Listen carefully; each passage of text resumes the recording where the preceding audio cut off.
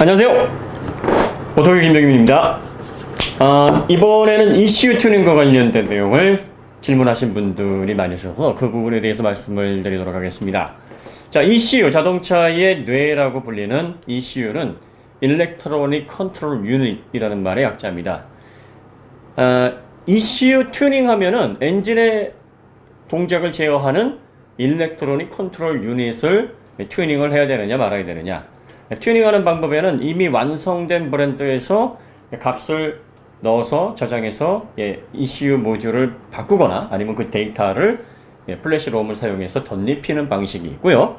또 실차 매핑이라는 방식이 있습니다. 실차 매핑은 실제로 튜닝하는 사람이 실차를 몰아보면서 어느 방향으로 튜닝을 ECU를 값을 설정할 것인지를 결정을 해서 튜닝을 하는 방식을 실차 매핑 이렇게 얘기를 합니다.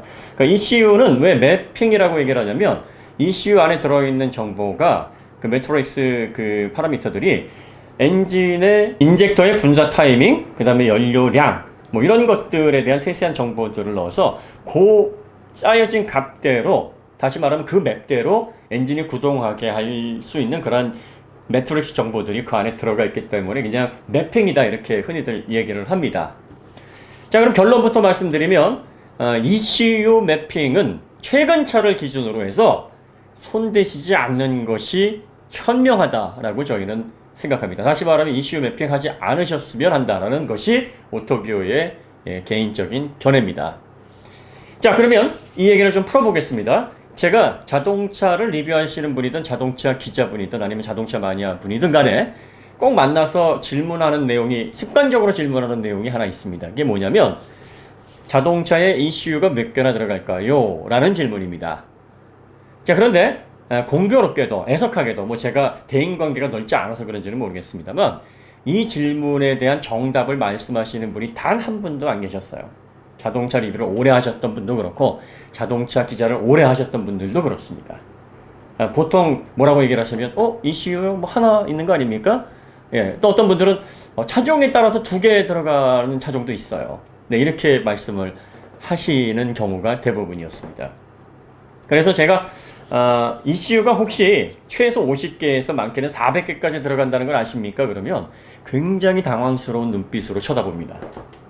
그러면서 관련된 내용을 설명을 하면 이렇게 또 반문을 해요. 엔진 ECU는 하나죠.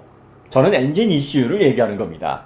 그러니까 엔진에 붙어서 엔진을 전자적으로 제어하는 컨트롤 유닛은 그냥 별도의 특화된 ECU다 이렇게 생각을 하시는 거예요. 이렇게 생각하는 이유가 최초로 자동차에 ECU가 들어갔던 부분이 바로 엔진입니다. MPI 엔진, 전자제어 방식의 엔진이 처음 개발이 된 1980년대 초반에 이제 컴퓨터 제어 방식으로 연료량과 분사 시기를 조절해서 원활하게 연비라든지 출력을 최대한 극대화시킬 수 있는 방법으로 조절하기 위해서 얹혀진 ECU가 바로 최초의 일렉트로닉 컨트롤 유닛입니다. 그래서 그때 당시에 차량 설계를 생각하시는 분들이 보통 ECU 하면 엔진 컨트롤 유닛 이렇게 생각을 하십니다. 처음에는 그렇게 불렀어요. 하지만 시간이 지나면서 자동차의 ECU 개수가 점점 늘어나게 됩니다. 왜냐하면 자동차의 전기장치를 기반으로 PCB를 기반으로 다양한 기능을 구현해야 되는 전장들이 빠르게 늘기 시작합니다. 대표적인 게 TCU, Transmission Control Unit이 엔진 ECU 다음으로 생겼습니다. 이것도 ECU입니다. Electronic Control Unit이죠.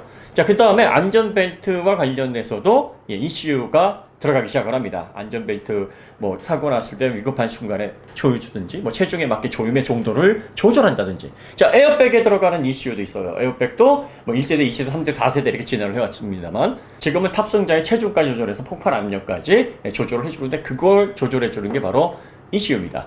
자, 그 다음에 TCS, Traction Control System. 여기에도 ECU가 들어갑니다. 그 다음에 ECS, 자세 제어 장치에도 들어갑니다. 자, 그 다음에 EPS, 전자식 스티어링 휠에도 ECU가 들어갑니다. 자, 이런 식으로 최근에는 헤드램프 쪽에도 ECU가 들어갑니다. 왜 들어가야 되냐면 지금은 이제 지능적으로 어댑티브 방식으로 헤드램프의 조사각을 조절을 해요. 상향등, 하향등을 경우에 따라서 상대편에 차가 또 오게 되면 자동으로 조절함과 동시에 상향등을 계속 켜놓은 상태에서 상대편의 차 부분만 LED를 낮추거나 그러니까 휘도를 낮추거나 아니면 그 부분을 꺼놓는 그런 지능적인 기능들을 ECU들이 지원을 합니다. 이런 식으로 해서 자동차의 일렉트로닉 컨트롤 유닛이 가장 적게 들어가는 게 한 50개 정도고 가장 많이 들어가는 게 한 400개 정도입니다. 그래서 최근에 ECU 방식을 이제 구분을 하면서 이제 클래식 ECU냐, 어댑티브 ECU냐, 이제 이런 방식으로 ECU 방식을 구분하기도 합니다. 자, 여러분들 과거에 자동차를 설계할 때 개발 기간 5년, 5천억 투입 뭐 이런 문구들 보셨을 거예요. 근데 지금은 신차가 나오면 보통 그런 문구들이 거의 없습니다. 뭐 몇 년간 얼마를 들여서 개발했다라는 얘기를 많이 강조를 안 합니다. 왜 그런 줄 아세요? 자, 80년대나 90년대에 예를 들어서 100가지 기능을 구현했다면 그 100가지 기능이 지금 자동차에서는 6,000가지, 7,000가지로 막 비약적으로 증가를 했습니다. 자, 그러면 우리가 사용하는 기능들은 몇 개 안 되는데 어떻게 100가지가 7,000가지, 6,000가지로 늘어났냐? 예, 그 세부적인 제어들이나 소프트웨어링으로 조율되는 기능들이 굉장히 세분화되어 있고 그 세분화된 기능들이 하나의 네트워크를 형성해서 서로 커뮤니케이션을 유지하고 있는 방식으로 발전을 하고 있기 때문이에요. 과거에 자동차를 설계를 할 때 가장 설계비에서 큰 비중을 차지했던 부분, 그러니까 80년대, 90년대 이때는 기본적으로 뭐 자동차의 기구, 엔진 개발, 뭐 변속기 개발, 그 다음에 뭐 핵심 기능 개발 이런 데도 물론 많은 돈이 투입이 됩니다만 이런 기능들에서 가장 큰 비용을 발생시키는 부분이 바로 소프트웨어링입니다. 그러니까 이걸 전자적으로 어떻게 효율적으로 가지고 있는 기능을 최대한 끌어올려서 운전자에게 안전하면서 편안하게 편리하게 이 기능을 구현시키는 것을 제공할 수 있을까? 자, 이것을 조율하기 위한 비용이 굉장히 많이 들었습니다. 왜냐하면 클래식 ECU들을 만들던 예전의 방식들은 그냥 C 언어를 사용해서 첫 줄서부터 마지막 끝날 때까지 그냥 파라미터를 계속 짜가는 그런 프로그래밍을 썼어요. 보통 하나의 프로그램이 완성되려면 적게는 수천 줄, 많게는 수만 줄의 파라미터들로 언어를 프로그래밍을 해야 됩니다. 근데 이거를 신차 개발할 때마다 1부터 100까지를 다 이런 식으로 했던 겁니다. 자, 그런데 문제는 각 전장이라든지 각 기능의 소프트웨어가 어떻게 작동이 되는지를 세 가지 방식으로 이제 테스트를 하는데 첫 번째가 이게 잘 작동을 하느냐. 그러니까 인풋 아웃풋 뭐 디지털 방식으로 뭐 아날로그 방식으로 어떤 식으로 인풋 아웃풋을 받아서 잘 작동을 하느냐. 이걸 또 테스트를 해야 됩니다. 보통 아날로그는 사인파라 그러잖아요. 근데 아날로그 사인파를 디지털 방식으로 이제 바꿔주려면 이 사인파는 디지털에서 인식을 못해요. 디지털이 인식할 수 있는 건 오로지 두 개밖에 없습니다. 0하고 1밖에 없어요. 이 0하고 1이라는 게 숫자를 의미하는 게 아닙니다. 0은 스위치 오프입니다. 1은 스위치 온이에요. 디지털에서 인식하는 건 오로지 이겁니다. 전기가 통하냐 안 통하냐 결국은 이것만 인식을 하는 겁니다. 그래서 그거를 우리가 알아듣기 편하게 0, 1, 1, 0이다 이렇게 얘기하는 겁니다. 그래서 디지털은 요거밖에 인식을 못한다. 숫자를 인식하는 게 아니에요. 자, 그러니까 여러분들이 그 헤르츠라는 개념 있잖아요. PC에서 예를 들어서 2.9GHz. 자, 그러면 초당 2.9기가에 해당할 만큼의 연산을 할 수가 있다는 거예요. 그 0과 2를 그 초당 그 정도에 해당하는 수치를 계산해서 아 이게 뭐구나 식별할 수 있다는 겁니다. 여러분들 MP3 같은 경우에 뭐 32K, 64K, 128K, 뭐 256K 이런 단위들이 나오지 않습니까? 자, 요런 것들이 사인파를 이렇게 블럭으로 나눠요. 블럭으로 막 나눠가지고 각 블럭당 요 들어가는 어떤 부분의 아날로그 신호를 디지털 신호로 바꾸는 겁니다. 그래가지고 그거를 뭐 4만 개, 5만 개로 쪼개서 0, 1, 1, 0, 0, 1, 1, 0 스위치가 들어갔다 나왔다 나왔다 들어갔다 들어갔다 나왔다 나왔다 온 오프 이거를 쭉 나열을 해서 자 요런 형태로 입력을 하는 겁니다. 그러면 그거를 디지털로 프로세서가 연산을 하면서 아 이게 아날로그에서 얘기하는 바로 요런 형태의 곡선이구나 이걸 취합을 해서 인식을 하는 겁니다. 그러니까 프로세서의 클럭이 높으면 높을수록 이러한 아날로그 신호를 디지털로 빨리빨리 처리를 할 수 있기 때문에 데이터를 처리하는 속도가 빨라지고 다시 말해 성능이 좋아지는 거죠. 자, 요런 것들이 정상적으로 이루어지는지를 먼저 테스트를 합니다. 그러니까 아날로그로 디지털로, 디지털로 아날로그로 인풋을 했을 때 요게 상호 잘 전달이 되고 데이터에 오류는 없는지 먼저 그거를 테스트를 합니다. 자, 그 다음에 두 번째가 각각의 전장들이 하나의 네트워크를 형성했을 때 커뮤니케이션이 이상 없이 진행이 되느냐 요걸 또 테스트를 해요. 자, 그 다음에 마지막으로 테스트라는 게 이게 자동차에서 굉장히 중요합니다. 이 마지막 테스트가 뭐냐면 각 전장에 오류를 임의적으로 줍니다. 오류 데이터를. 그럼 그 오류 데이터를 받아서 얘가 어떤 식으로 멍을 때리느냐를 보는 겁니다. 오류 값이 들어오게 되면 이거는 사전에 정의된 값이 아니기 때문에 오작동을 하게 되는 거죠. 기계들은. 그럼 이 오작동을 했을 때 과연 어떤 방식으로 얘를 인식해서 적당하게, 다시 말하면 융통성 있게 이거를 녹여내느냐. 그러니까 그 오류를 위험한 상황을 만들지 않고 어떻게 잘 극복을 할 수 있는 그런 동작을 보여주느냐. 이 테스트를 하는데 이게 굉장히 중요해요. 왜냐하면 PC나 스마트폰 같은 경우에는 오작동이 되면 재부팅을 하면 되는 거고 뭐 하다가 멈춰버리면 다시 하면 되는데 자동차는 그런 전자제품이랑 개념이 다릅니다. 전장이 잘못 작동을 해서 엔진에 심각한 오류를 일으키거나 뭐 변속기나 브레이크에 아주 치명적인 결함을 일으키게 되면 이게 사고로 이어지게 됩니다. 사고로 이어지면 탑승자의 목숨은 위협을 받게 됩니다. 그렇기 때문에 오류 값이 들어오더라도 이게 안전에 큰 문제가 없는 상황에서 무마가 되거나 아니면은 다른 방식으로 해석을 해서 이 오류 값을 상쇄를 시켜주는 그런 기능적인 구현이 되어 있어야 돼요.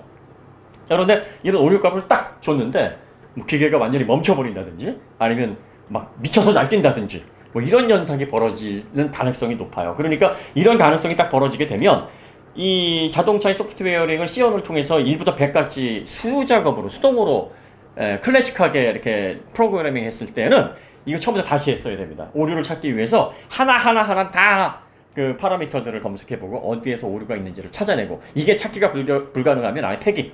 다시 해.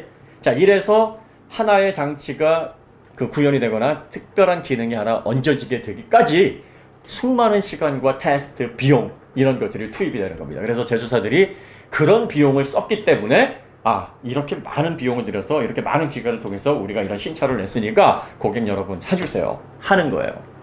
하지만 자동차 제조사들이 이렇게 하다 보니까 이게 비용이 장난이 아니거든요. 그리고 뭐 이런 식으로 하다 보면은 뭐 구현되는 기능도 한계가 있을 뿐더러 그리고 또 다양한 기능들이 점점 늘어나고 있는데 이게 유기적으로 이걸 하나씩 연결을 해서 오류값을 다 줘보니까 오류가 발생하는 그런 부분들이 이제는 감당할 수 없을 만큼 막 증가를 해버리는 거죠. 그래서 고민 끝에 제조사들이 어소시에이션이라는 하나 발족시키는 그게 바로 오토사예요. 오토사가 뭐냐면 오토모티브 오픈 시스템 아키텍처입니다. 그러니까 예전하고 다른 거는 예전에 클래식은 각 메이커에서 1부터 뭐 100까지 다 했다면 지금은 라이브러리화된 코드가 블럭 형태로 해서 어느 정도는 이게 마련이 되어 있습니다. 준비가 되어 있어요. 그래서 해당 기능을 구현할 때 그 라이브러리 블럭들을 가져와서 넣고 그걸 기반으로 해서 제조사가 추구하는 그런 기능적인 소프트웨어링을 덧대서 하게 됩니다. 자, 이렇게 되면 어떤 이점이 있냐면 일단 소프트웨어링을 하는데 들어가는 시간을 굉장히 아낄 수 있어요.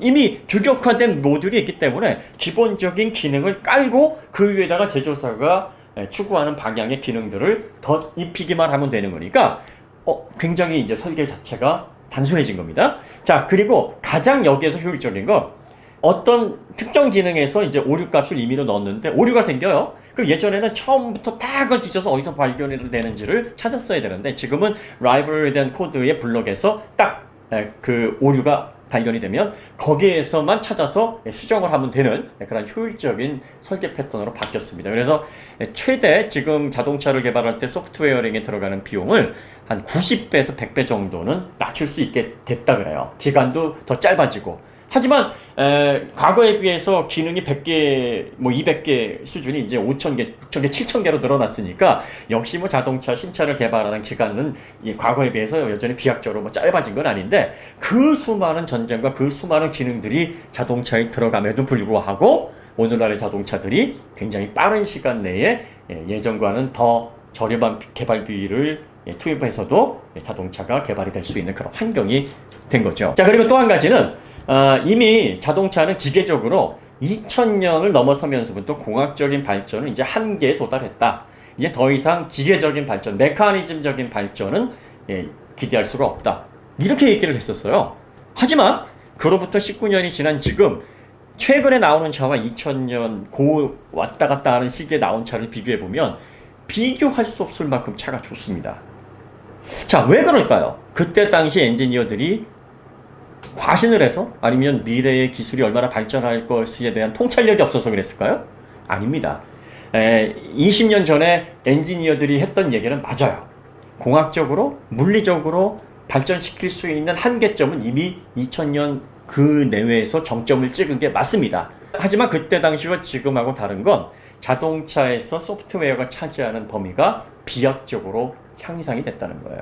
과거에는 엔진이든 변속기든 뭐 자동차의 뭐 링크 구조라든지 뭐 각 부분에 대한 뭐 인포테인먼트 시스템 이런 것들이 다 제각각 구현이 돼서 이런 것들을 그냥 하나의 자동차라는 어떤 장치 아래 모여 있을 뿐이지 실질적으로 컨버전스화돼서 이것이 유기적인 네트워킹을 통해 시너지를 못 냈던 시절이고, 지금은 자동차에서 구현되는 세부적인 기능들이 하나의 네트워크로 묶여져 있으면서 유기적으로 보완을 해주고 있습니다. 자, 보통 그 자동차 ECU를 설명을 하면서 조금 자동차를 아시는 분은 자동차의 엔진과 트랜스미션은 같이 동작을 한다, 그러니까 통합 제어를 한다, 여기까지는 알고 계세요. 하지만 자동차의 엔진에 들어가는 일렉트로닉 컨트롤 유닛과 변속기에 들어가는 트랜스미션 컨트롤 유닛, 이 두 가지만 통신을 해서 유기적인 통합 제어가 되는 게 아닙니다. 여기에는 EPS, 그러니까 스티어링 휠에 들어가는 시스템, 그리고 TCS, 트랙션 컨트롤 시스템, ABS, 브레이크 시스템, 안티록 브레이크 시스템, 또 4륜이 물리게 되면 4륜 분매 컨트롤 시스템, LSD가 들어가게 되면 리미티드 슬립 디퍼런셜 일렉트로닉 컨트롤 유닛, 뭐 이런 것들이 다 연결이 되어 있어요. 다 유기적으로 통합적으로 제어가 되게 되어 있습니다. 그러니까 엔진의 최적화된 공기양을 받아들이고 그 공기양에 따라서 연료를 조절해서 최적의 폭발을 일으켜서 이거를 트랜스미션에만 전달하는 게 그게 엔진 ECU가 하는 역할이 아니에요. 엔진 ECU는 지금 현재 자동차가 굴러가고 있을 때 네 바퀴에서 전달되는 접지, 그 다음에 어느 바퀴에서 슬랩이 일어나고 있는지, 어느 바퀴에 트랙션이 부족한지, 그리고 지형 상태에 따라서 좌우측의 분배는 어떻게 돼야 되고, 전륜, 후륜은 어떻게 분배가 돼야 되고, 스티어링 각도는 얼마를 꺾었고, 그리고 브레이크의 지금 작동 상태는 어떤지, 뭐 이러한 다각적인 정보들을 다 취합을 합니다. 이걸 취합을 해서 연료의 분사량과 연료의 회전수를 제어를 해요. 자, 그러니까 과거에는 그냥 엔진의 조건에 맞게 흡입된 공기량에 따라서 엔진이 최적의 성능을 낼 수 있게 조절을 하다가, 요게 이제 변속기 쪽하고 물려가지고 변속기하고 뭐 이렇게 저렇게 하다가 지금은 모든 자동차의 안전에 관여하거나 편리한 어떤 그 기능에 관여하는 모든 장치들이 유기적으로 네트워크로 묶여 있어서 그거를 통해 자동차의 모든 전장들이 유기적으로 움직이게끔 설계가 됩니다. 자, 이런 것이 가능하게 된 건 과거에는 그 ECU 개수를 무한정 늘릴 수가 없었던 게 뭐냐면, ECU 개수가 늘어남에 따라서 이거를 실차에 적용을 해서 다 테스트카로 실제로 이걸 적용을 해서 움직여 봐야 돼요. 이게 과연 다른 어떤 전장들, 다른 일렉트로닉 컨트롤 유닛과 유기적으로 통신을 해서 잘 움직일 것인지, 이장 작동을 하진 않을지, 뭐 ECU가 만약에 과거에 20개가 들어갔다면 20개 장치를 다 붙여놓고 그 중에서 오류를 찾고, 그 중에서 또 수정해야 될 값을 찾고, 또 오류를 임의로 넣었을 때 이상 작동을 하게 되면 그 코딩을 다시 다 하고, 자, 이런 어떤 말도 안 되는 작업들을 다 했어야 됐기 때문에 자동차의 어떤 통합 제어에 한계가 있을 수밖에 없었어요. 하지만 지금은 그런 식으로 하지 않습니다. 지금은 예를 들어서 50개의 ECU를 자동차에 얹어서 그 자동차를 설계를 하려고 할 때 먼저 소프트웨어 ECU를 시뮬레이션 방식으로 만들어서 작동을 시켜봅니다. 그리고 나머지 49개 ECU가 역시 시뮬레이션화된 값으로 해서 연결이 돼서 하나가 49개 플러스돼서 50개를 구성했을 때 어떤 식으로 작동을 하게 될 것인지를 미리 예측할 수 있는 가상화 프로그램을 사용을 하고 있어요. 그러니까 이런 설계들은 이제 시뮬링크라고 합니다. 뭐 캐노이를 이용해서 이런 시뮬레이션을 통해서 가상으로 먼저 만들어보고 소프트웨어로, 그래서 나중에 이상이 없다고 생각하면 일렉트로닉 컨트롤 유닛을 차에 붙여서 최종적으로 테스트를 해서 그런 식으로 개발 기간과 오류에 따른 어떤 그 수정에 대한 비용, 시간 이런 문제들을 해결하고 있습니다. 그래서 현재는 자동차를 전자적으로 제어할 수 있는 그런 어떤 그 기능을 확장하는 부분에 있어서 상당히 지금 좋은 조건입니다. 자, 그러다 보니까 과거에 공학적으로는 한계에 부딪혔다라고 하던 그 시대의 자동차, 그러니까 한 20여 년 전의 자동차와 지금 출시되는 자동차의 성능이 엄청나게 다를 수밖에 없는 거예요. 과거에는 주행 성능을 좋게 하려면, 다시 말해 코너링 퍼스를 높이려면 롤 스테프니스를 강하게 잡아서 롤을 저항했어야 됐습니다. 그 방법밖에 없어요. 그러니까 과거의 스포츠카들은 굉장히 서스가 딱딱하고 승차감이 좋지 않았습니다. 하지만 주행 성능은 좋았기 때문에 예전에 차를 생각하시던 그런 뭐 리뷰어분들이나 아니면 뭐 자동차 마니아분들이 뭐라고 얘기를 하냐면, 야, 예전의 차들은 스파르타라는 이런 주행 성능이 있었는데 요즘 차들은 그게 없어 너무 아쉽다. 이걸 아쉽다라고 보는 거는 개인 취향일 수 있으나 기술적인 진보 면에서 그렇기 때문에 지금 차는 예전 차보다 못하다. 이거는 완전히 틀린 얘기예요. 왜냐하면 지금은 예전에는 그런 식으로밖에 구현하지 못했던 것을 지금은 각 부분의 장치들을 전자적인 제어로 잠재력을 최대한 끌어내고 그 최대한 끌어낸 잠재력들이 서로 상호작용을 통해서 효과를 극대화시킬 수 있는 설계가 적용이 됩니다. 그러니까 지금은 부드러운 승차감에서도 안정적인 코너링 보스요, 안정적인 스포츠 주행 성능이 나올 수가 있는 게 뭐냐면, 자, 이렇게 생각하시면 좋습니다. 운전을 잘하는 내가 아는 그 동네 타쿠미 형님이 계신데, 이 타쿠미 형님은 모닝을 잡아도 제네시스 쿠페 정도는 그냥 잡아. 속된 말로 그냥 따버려. 이 말이 무슨 말이냐면, 자, 출력을 놓고 보면은 모닝과 제네시스 쿠페는 게임이 되질 않아요. 당연히 뭐 드래그 레이싱을 하게 되면 상대가 되질 않습니다. 하지만 와인딩의 환경은 급격한 코너링들이 많습니다. 자, 코너링은 어떤 식으로 해야지만 극대화를 시킬 수 있냐면 하중 이동을 아주 잘 이해하지 않으면 극복할 수 없는 부분들이에요. 여러분들이 그 언더스티어, 오버스티어가 다 하중 이동 때문에 일어나는 거예요. 자, 자동차 코너링을 잘 하시는 분들은 하중 이동을 이해를 잘하고 계신 거예요. 하중 이동을 이해를 잘 하시기 때문에 자동차의 접지를 운전의 스킬로 극복을 하는 겁니다. 자, 이런 거예요. 자동차가 이렇게 가다가 브레이크를 밟게 되면 앞쪽으로 무게중심, 다시 말해 하중이동이 걸리게 됩니다. 그러면 앞쪽으로 무게가 쏠려서 이런 식으로 기울게 되죠. 이렇게 기우는 걸 피칭이라 그럽니다. 자, 그런데 코너를 돌리면 급격한 헤어핀이나 그 알같이 작은 코너는 감속을 해야 되니까 앞쪽으로 이렇게 먼저 쏠리겠죠. 야, 그러면서 이쪽으로 이제 회전을 한다고 보시죠. 이쪽으로 회전하게 되면 자동차는 이런 식으로 바깥쪽 부분으로 하중이 걸리게 됩니다. 자, 제동을 하면서 원심력에 따라서 바깥쪽으로 하중이 걸리니까 가장 하중을 많이 받는 바퀴가 이쪽 바퀴겠죠. 이쪽 바퀴에 아주 큰 하중이 걸립니다. 자, 그 다음은 여기고요. 하중이 그 다음에 걸리는 부분이 이거고 거의 안 걸리는 부분이 이쪽입니다. 자, 앞쪽에 전륜 쪽에 하중이 너무 많이 걸려서 전륜의 이쪽 바퀴에 락이 걸리게 되면 이게 스티어링에 따른 조작을 먹지를 않아요. 이렇게 되면은 아무리 스티어링 휠을 틀어도 자동차가 조향을 먹지 않고 원심력 방향으로 쭉 나가게 됩니다. 이게 언더스티어예요. 자, 그런데 반면에 차가 이렇게 쭉 돌면서 이 하중 이동을 하면서 코너링을 할 때는 피칭과 롤링이 같이 일어납니다. 자, 이런 식으로 해서 하중 이동이 일어나고 있는데 이쪽은 어느 정도 여유가 있어서 조향에 따라서 이렇게 먹고 있는데 뒤쪽이 그립을 잃었어요. 뒤쪽이 포화 상태에 와가지고 이쪽이 원심력을 이기지 못하고 이렇게 가는 현상이 이게 오버스티어입니다. 그러니까 오버스티어는 이렇게 운전을 하는 레이서들이 이렇게 얘기합니다. 후륜이 나를 추월하는 것 같은 느낌이다. 이렇게 얘기를 합니다.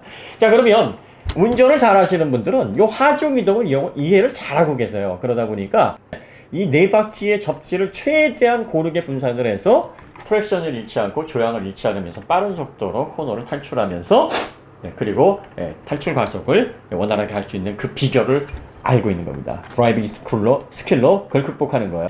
그래서 모닝을 운전하지만 제네시스 쿠페 이런 M6 같은 차들도 간혹 가다가 내가 잡아냈다 하는 이유가 바로 그겁니다. 하중 이동을 이해를 못하시면 아무리 강력한 차를 가지고 있어도 이걸 제대로 운전하기가 어려워지게 되는 거예요.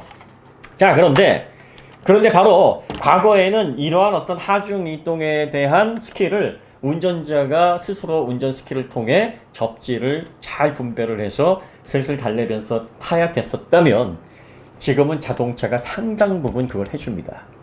자, 모닝이 제네시스 쿠페를 이길 수 있는 그러한 운전 스킬을 이제는 전자적인 장치가 상호 네트워크를 통해서 보통의 일반 세단에서 어느 정도는 구현할 수 있게끔 해주는 거예요. 자, 그러니까 자동차가 하중 이동이 급격하게 일어났을 때 이 하중 이동 상태에서 네 바퀴에 최대한 고르게 토크를 분배할 수 있도록 엔진 일렉트로닉 컨트롤 유닛, 트랜스미션의 일렉트로닉 컨트롤 유닛, TCS, 또 EPS, 그리고 브레이크 시스템, 사륜구동, LSD, 이렇게 다양하게 들어가 있는 이런 전자장치들이 서로 상호 데이터를 주고받으면서, 그러니까 현재 다양한 그 일렉트로닉 컨트롤 유닛들이 각 부분에서 데이터들을 계속 취합을 하면서 자동차가 급격한 하중 이동을 통해서 컨트롤을 상실하려고 할 때 이렇게 하는 겁니다. 야, 지금 전륜 쪽에 바깥쪽 바퀴가 포화 상태이라서 전륜 구동에 조향을 먹으려고 하지 않는 현상이 벌어지고 있으니, 즉 언더스티어가 심하게 벌어지고 있으니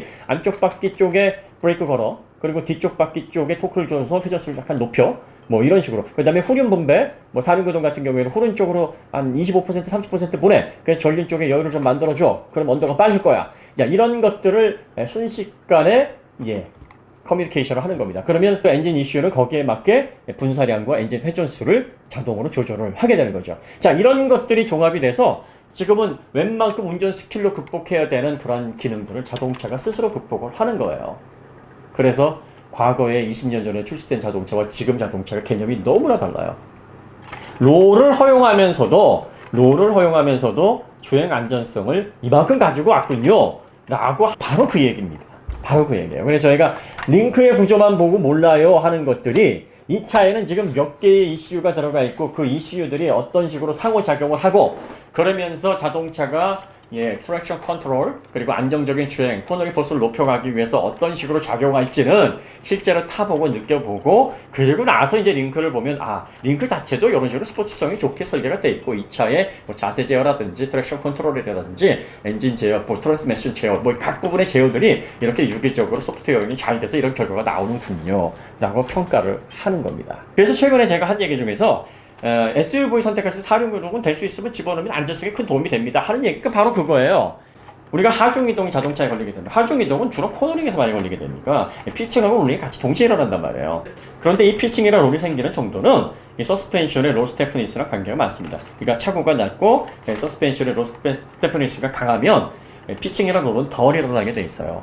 하지만 차고가 높거나 서스펜션의 스트로크 사이즈가 길거나 뭐 이런 어떤 구조적인 그런 차량들은 아무래도 피칭과 롤링이 많이 벌어지게 되어 있습니다. 뭐 저번에 설명했듯이 롤링 같은 경우에는 원심력의 작용으로 일어나는 건데, 차체 중심과 롤 센터 간에, 롤 센터는 뭐 인스턴테니어스 센터하고 여기 타이어의 선 요거를 조합해가지고 앞뒤를 구해서 롤 엑시스를 구하고, 그리고 차체 중심하고의 거리 그거를 얼마나 되는지 모멘트 암에 의해서 결정이 된다. 이게 크면은 롤이 많아지는 거고, 이게 작으면 롤이 적어진다, 뭐 이렇게 얘기를 말씀을 드렸죠. 근데 대체적으로 차고가 높고 서스펜션이 물렁물렁하면 롤이 많이 생깁니다.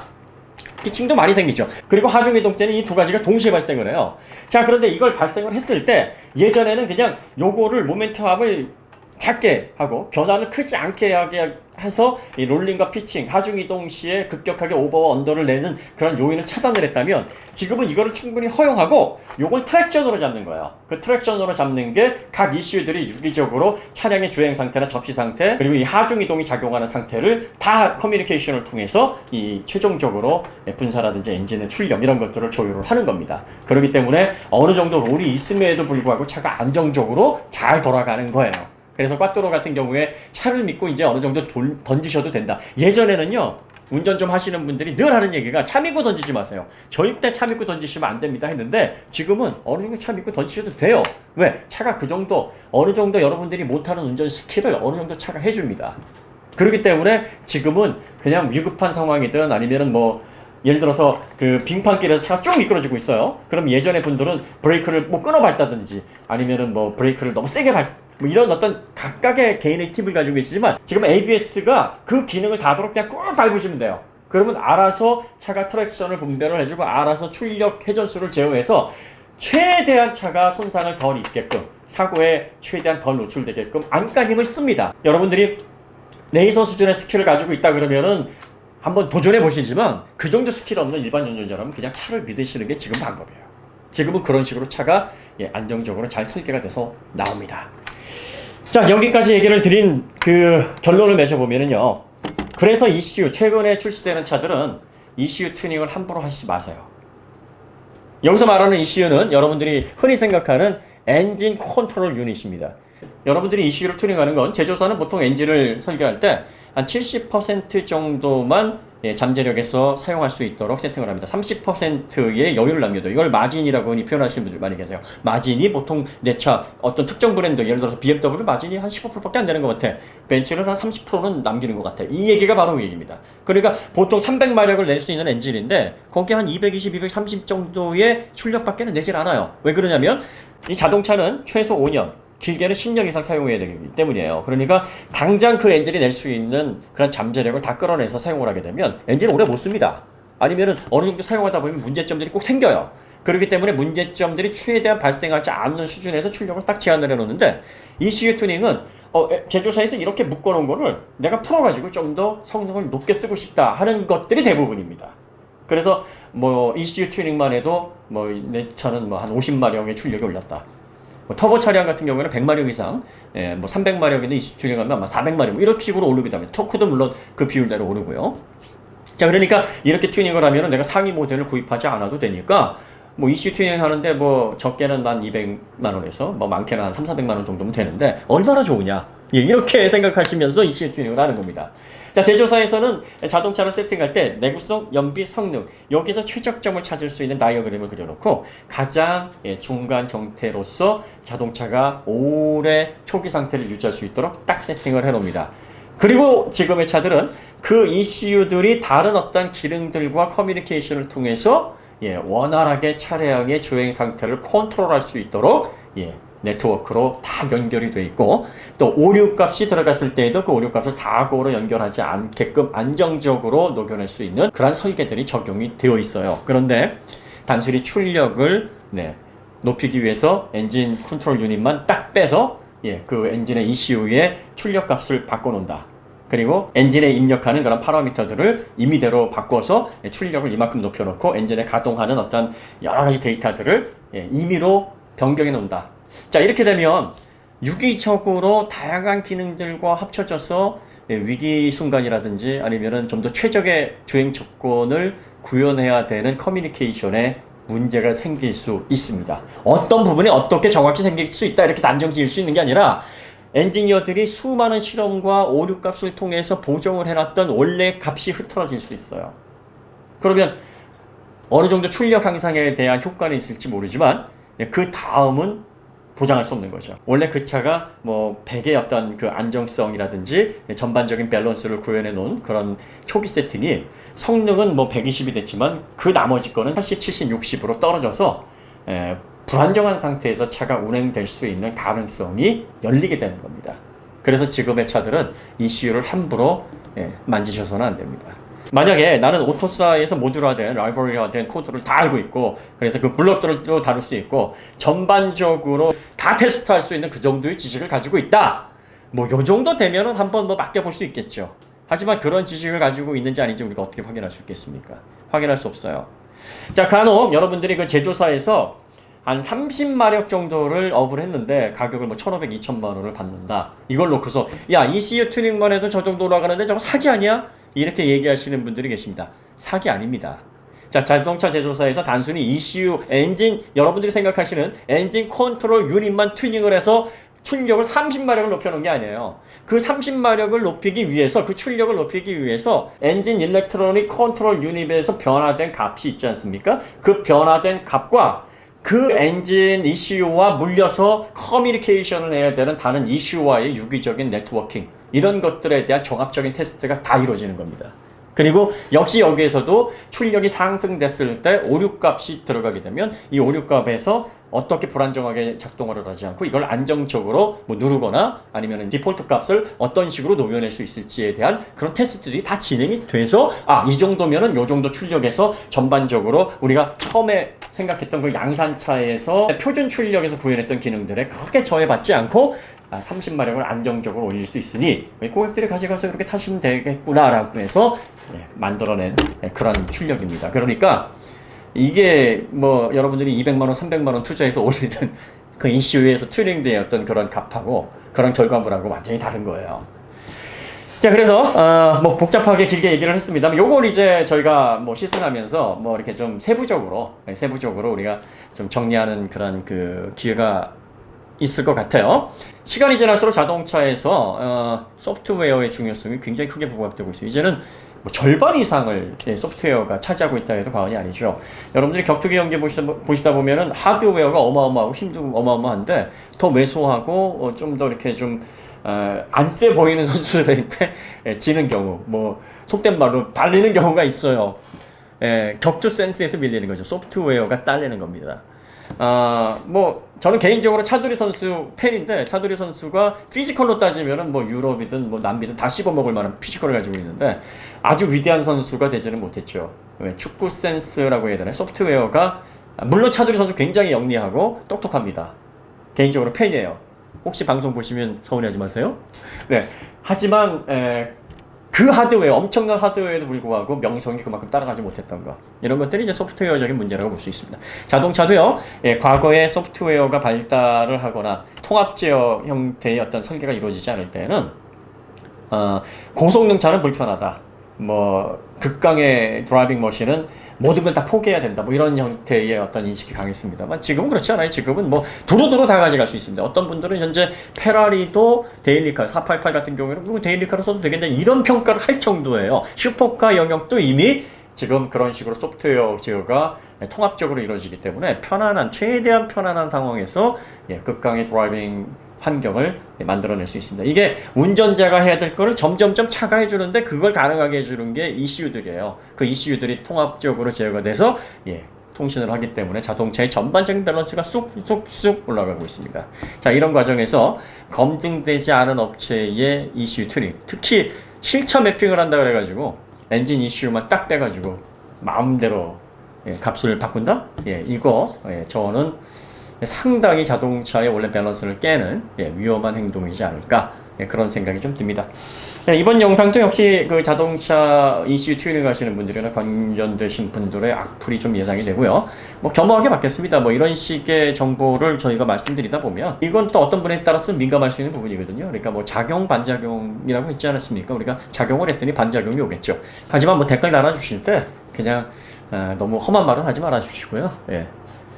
지금 그 자동차가 그런 식으로 만들어지고 있고 앞으로 그렇게 발전을 하고 있습니다. 그래서 저희가 자율주행 자꾸 믿지 말라. 그리고 자동차의 전기가 부족해 하는 것들이 이런 식으로 소프트웨어링이 되고 있고 통합제어가 되고 있는 이 자동차 설계 환경에서 12V 그리고 현재 알터네이트 구조로서 발전을 하는 거 이게 너무 불안해요. 이런 전장은 가장 기본이 되는 게 오디오도 그렇고 이런 전자장치도 그렇고 전기가 충분하게 팡팡 공급이 돼야 오류가 없습니다. 그런데 지금 간당간당한 전기로 이 수많은 ECU들, 이 수많은 전자장비들을 다 제어를 해야 되니 이거 믿고 운전하시면 아직은 안 되겠죠.